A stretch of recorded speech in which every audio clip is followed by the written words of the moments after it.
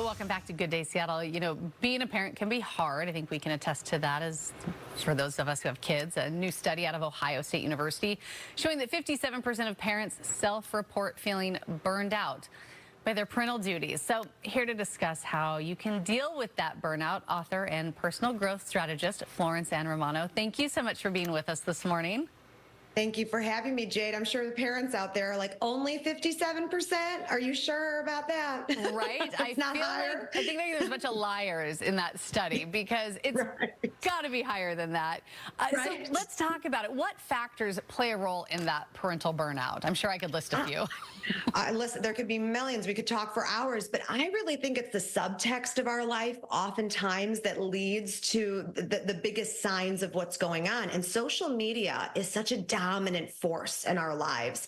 And I've heard this phrase called the quiet quitting. They use it in corporate America, but we apply it to parents sometimes too. This quiet quitting, meaning I'm going to let things go. I'm not going to be striving for that perfection, that I'm always comparing myself to every other parent out there. You know, Halloween, I don't have my house perfectly decorated, or, you know, they don't have the perfect St. Patrick's Day, or I'm seeing what everyone else is doing on social media and I'm such a failure as a parent and I don't have this village that I'm supposed to have and I'm doing it all myself, but I have to because that's what's expected of me or else I'm a bad parent.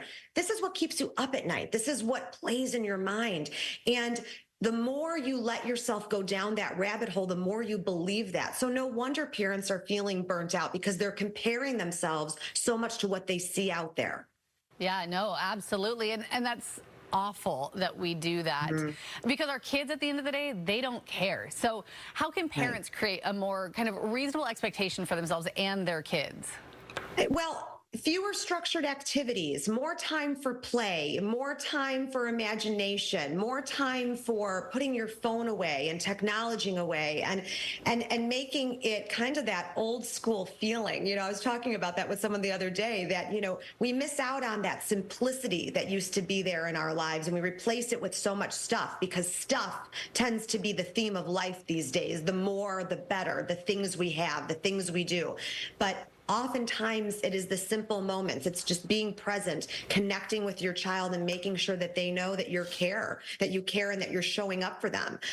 These are the small places in your life where you can make adjustments and modifications and it can lead to really big results. Yeah, and so let's talk about some of those relationships.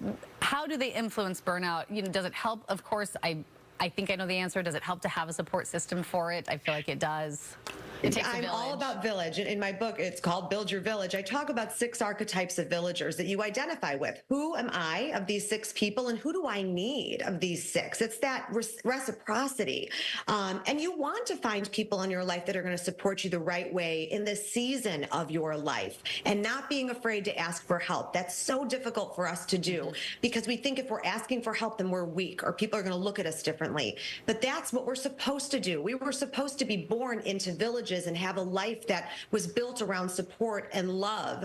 And we've moved away from that. So if we could get back to knowing that it's okay to ask for help and okay knowing that the pendulum is going to swing in life. The balance scales are not always going to be perfectly aligned. That is going to help you kind of get rid of the guilt and know that this is what life is supposed to be. We're supposed to walk next to each other, show up for each other, be there for each other. Yeah, absolutely. Be there for each other because we're not on an island. We're all feeling this way, and I love it. It is okay to ask for help, and it's okay to not be okay some days. Florence Ann Romano, thank you so much for being with us this morning. We really appreciate it.